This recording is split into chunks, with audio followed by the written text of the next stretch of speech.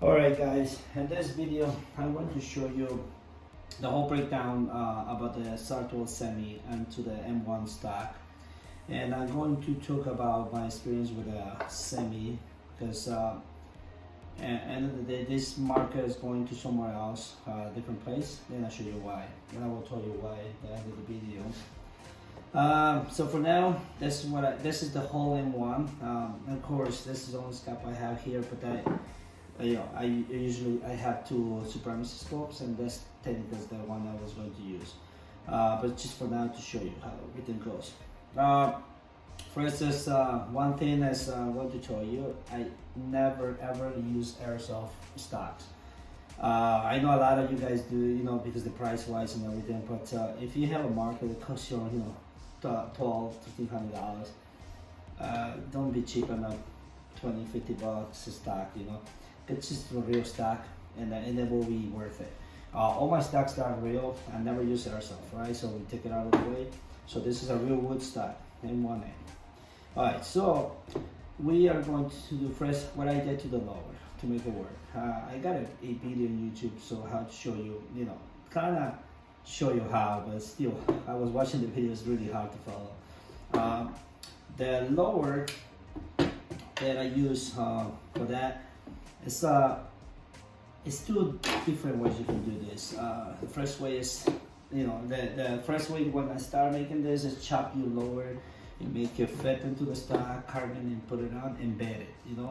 It's a chemical compound that you use for rifle bedding that you use to bound the parts so it will be solid, one solid piece.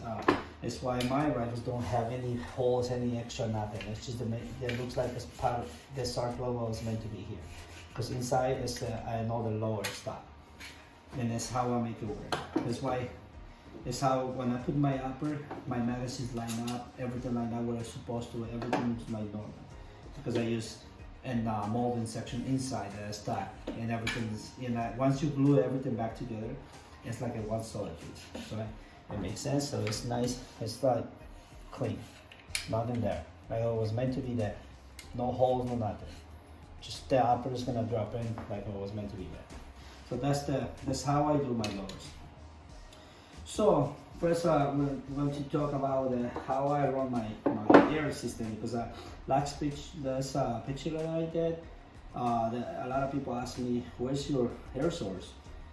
So at that point, this is what I'm going to talk about next. Is I got an issue with this, but let me see if I can show in the camera right there. That will be your trigger system, and that semi-auto. It's a little pink in there. Every time you air it up, the ping, if you have it in semi, it's a way to tell here. It's up and it's a little dot. You got it 6 o'clock. It will be like a semi-auto. 12 o'clock will be like ball action, right? So technically you can swap your SAR with ball action or semi just to turn the little dial.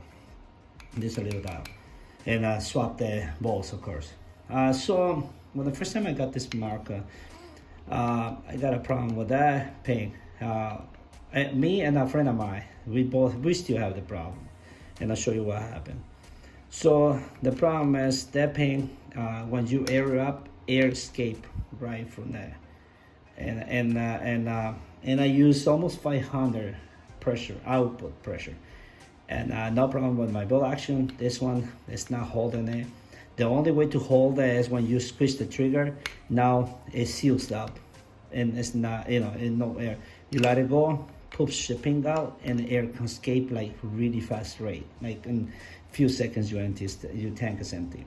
So send the whole part back to David Williams, and see what's going on with that part. Because but my understanding, I'm really good fixing my ball action. I have it for years.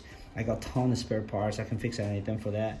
But this guy, I was so new, and technically what he told me made that pink, it was the tolerance that was too small, and that was not it was not making the proper seal.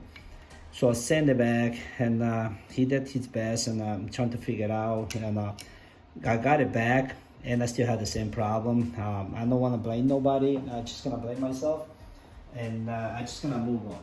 All right, so what I mean is we'll move on, as I'm going to send the marker that I never had a chance to play, and send it to a friend of mine. He has a perfect working semi-auto that he's gonna put on his marker, and he's gonna deal with Dave now, not me. I'm just gonna move on. I was dying to try that semi. It's not gonna work. So I still have my two SAR 12s over there, ball actions, and it's just gonna keep enjoying the old ones. So for now, I'm gonna show you how I put this thing together and how she's gonna look like. So there's and by the way, this one, what I love about this one, this build is like super lightweight. I'm just gonna put the bypass so I can make it easy for me to work with it. What I mean lightweight is like lighter than the original SAR. Like all my custom markers, because I use a real stock furniture, it becomes heavy. Like I'm talking really heavy, like almost like real rifle heavies. And imagine that paintball war, in a real life, a sniper just can't somewhere and just lie down. And paintball war, you're running around with a big ass brick. So way it was everything. My next build is why I focus more on how heavy it was gonna be. And this one, I kind of hit the home run with this one. Unfortunately, I cannot use ball action on this one because it will look weird. It will be like not real at all. So that's the stock. All this furniture you can buy from M1, and I 3D print this handle just to make cosmetic look. Right? This tube is a similar. If you look for outside with the handguard, with the upper handguard, it will look like as a gas block. That was my goal. Then I'll show you a picture later on what was my inspiration going for. So we have the bipod, we have everything. Okay, let's talk about the remote line, because a lot of people ask me. So you're going to thread the upper right there, if you guys still see the threads, and you're going to, I use the steel lines as my go-to with the little couple in the end, or you can buy a couple that already have built in your nipple for the remote line. Mine I had to buy separate, so because I had a little different one. And that's how I thread it right there. Of course, you use a Teflon tape and just thread it in there. Take this off and slide the remote line through the stack, and I'm gonna show you how I run it. I'm not gonna start it right now, but I'll show you. The stack is going to have a hole. Let me see. You see the hole? The remote line goes in there, and it comes. And usually it comes up. Let me see if that's there. Let me take the other ones. I can put on one. They don't have the. I got two remote lines. They don't have the head. So it's a hole there. The other side. And it goes there, and it goes there. And here, I had to kind of guide her, because if you not guide her that side, it will go to the back side. Anyways, the point is, if you see right there, you see the remote line comes there and goes in there, but because there's it's opening here for tools, the remote line wants to go this way. So when the little hook that I got, I just bring her this way, and she will come out right here. All right, and you see, she's going from here. See, I have a hole here. So that hole is in there. It will line up. It will line up with this hole. All right, and how I know that? Because I remember I have a low receiver inside there. That everything's lined up what I want. That's why I don't think I'm guessing where the hole is gonna line up. It's because my 3D printed part may allow me to line up the hole in there. So that's technically how I'm not show you. I have a marker over there, a rifle ready done. I will show you how she come out. It's in a ball action.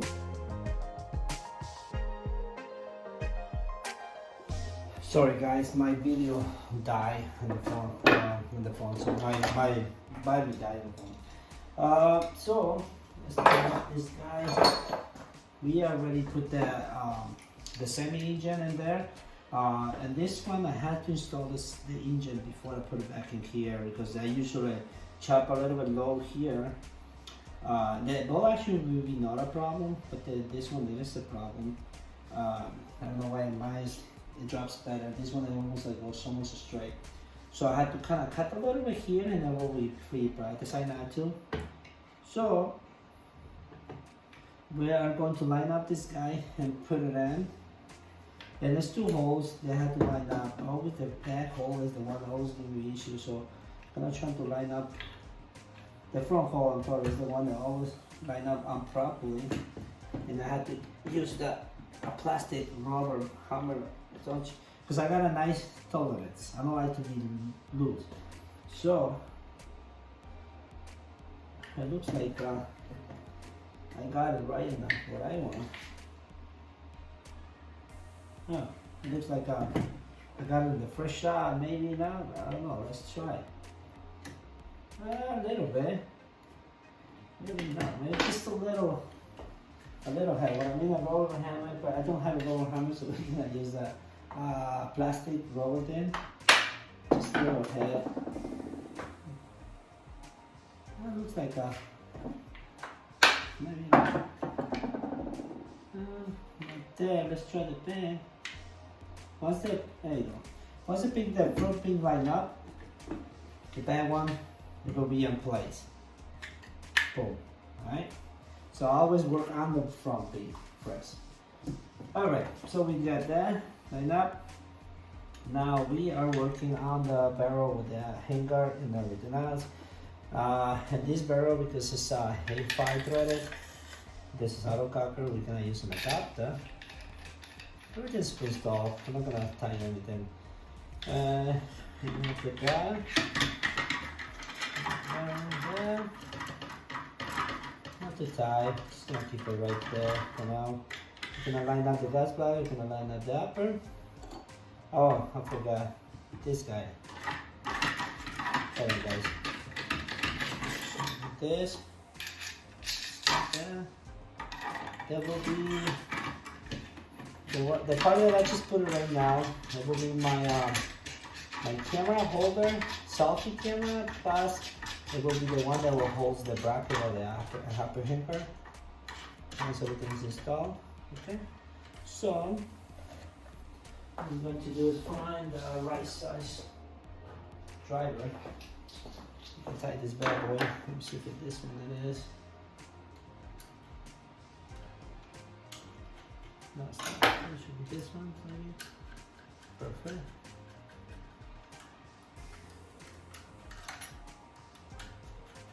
Just a snag to keep it in place. And that's what because I don't want to glue that part, so I need to get access. Sorry, the rifle's too long. And I'm gonna tight. Like that. A little more to go. And so we should tighten it like that. There you go. Now let's tighten it a little bit.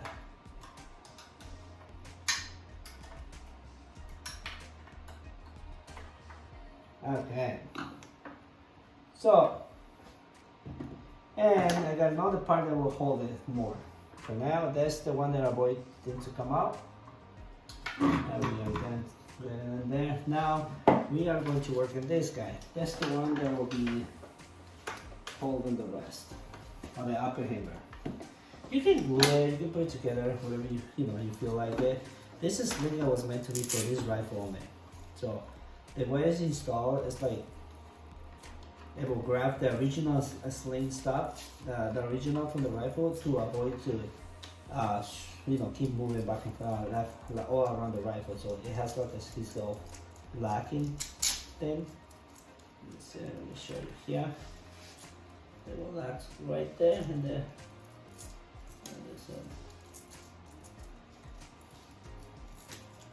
right there, and then we'll lock. First, I need to lock this one first. Let's see.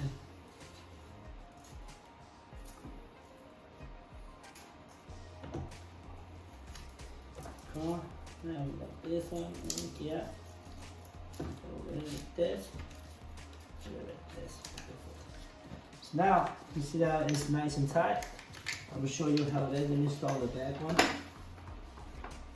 That one is the same process. pick up this guy right there, tighten it up. There you go.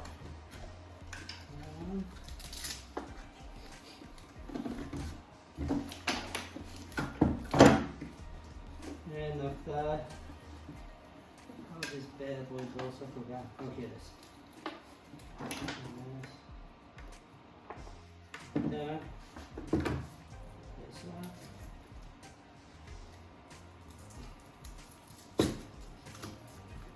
This. Okay.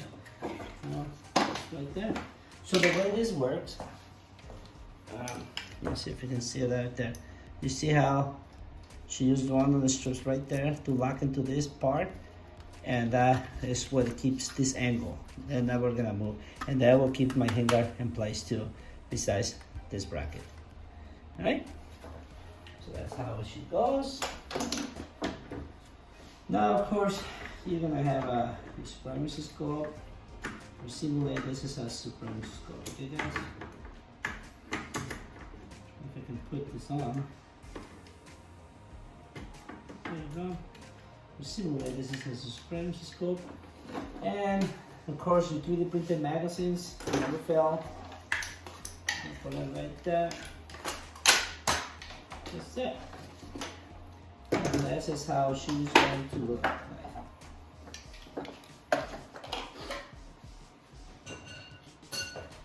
And she weighs nothing. She's like super lightweight, guys. Super lightweight. So yeah, I'll show you that. Look. She looks like that's the whole rifle. Behind that. That's the sling. It has an adjustable. I love the sling. If you bring it out, down, you see this spot. Let's see if I can catch it. That's right there. Yeah, that's technically what it is.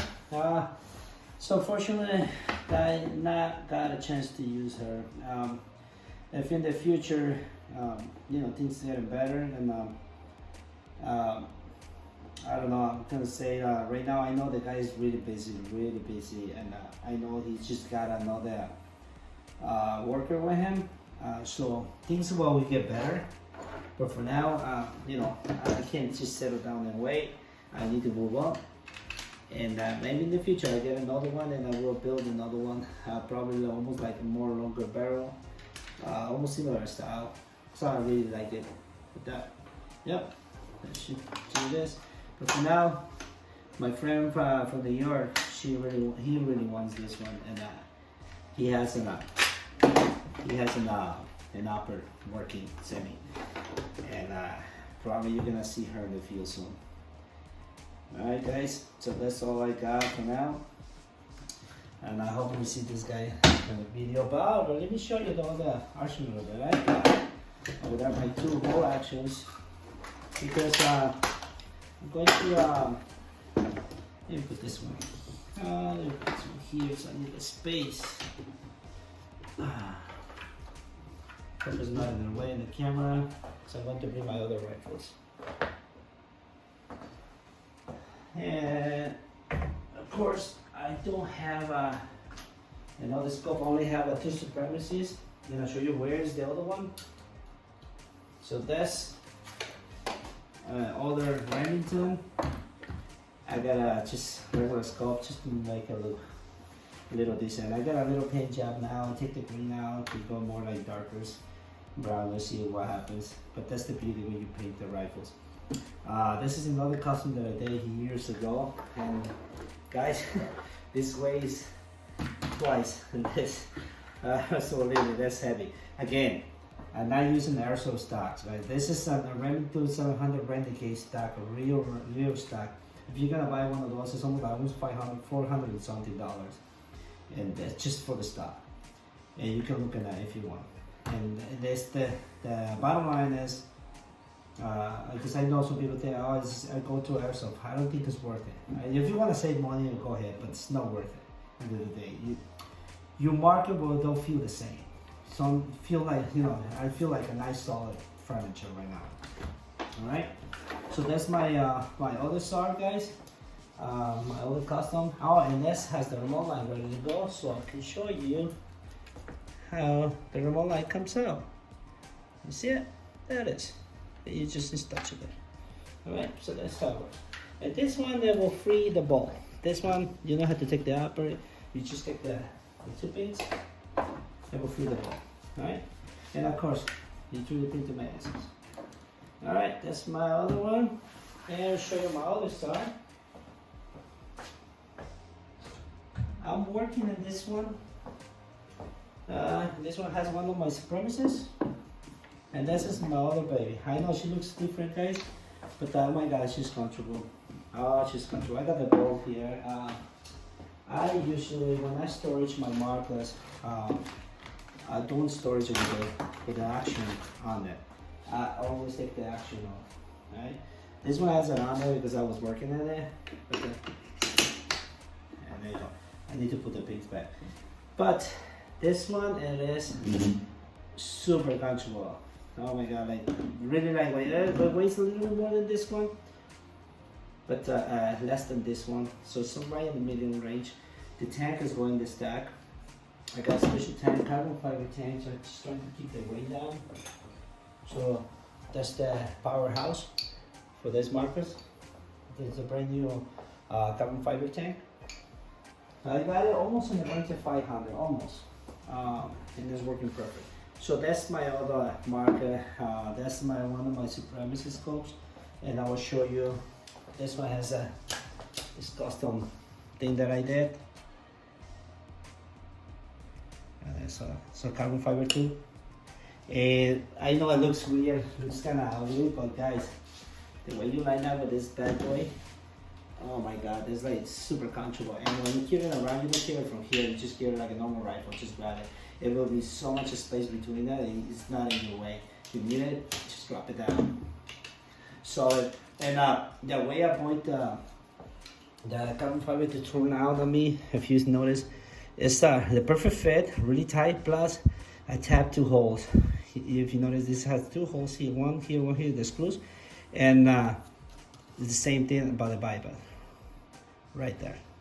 So that avoid any, if you got, accidental, you bump into that, it will twist on you, So that's my other SAR. And I got another rifle. My friend of mine was supposed to drop my stock. And it probably is coming tomorrow because it's not done yet, this one.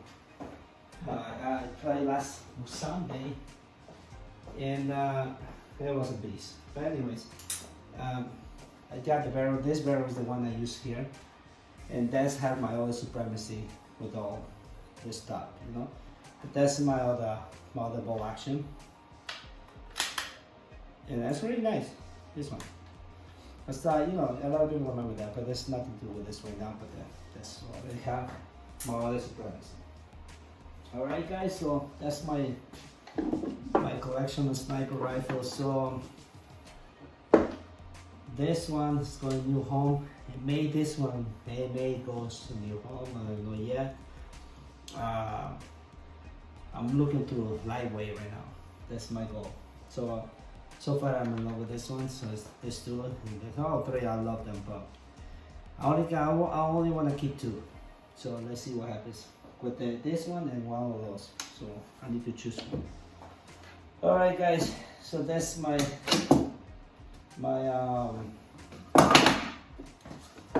thing that I have to say.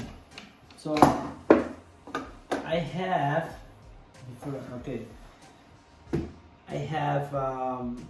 I don't know, a ton of blackjack magazines, and it's just I try to fix the problems. It's not, can't do that, and so I decided to go with that 3D printed magazines, and because I'm using the stock tank, Chris makes another part here that I just ordered it, so I can use this tank back, which I'll modify my stock.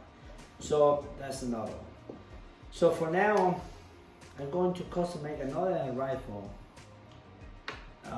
that I saw the stock. It's another Remington, but the way it's designed, the Remington, that looks like a really lightweight. I'm going to contact the manufacturer and see how much it weighs, and I may drop this one and then another ball, a custom, it will look like similar to this and all black, and see what happens. But yeah, that's what I got, guys. I don't know which one is your favorite. I don't know. Don't let me know. I got a test for everyone right now. All right, peace out, guys.